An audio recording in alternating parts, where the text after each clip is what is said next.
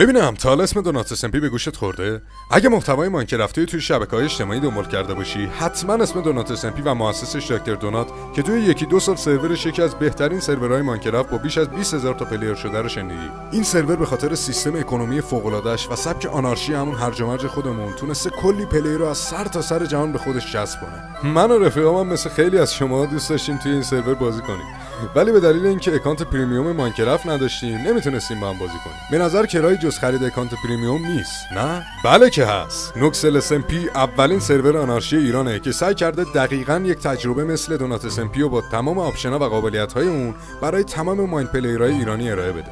نوکسل SMP اکونومی داره، سیستم شارد داره، کریت داره، اسپانر داره و مهمتر از همه یه مپ بزرگ با کلی فضا برای ساختن بیس و ماجراجویی توی اند و ندر داره. همچنین نوکسل SMP بهترین آنتیچیتا و سیستمایی که نیازن تا جلوی متقلبایی که میخوان تجربه شما رو از بازی خراب بکنن داراست.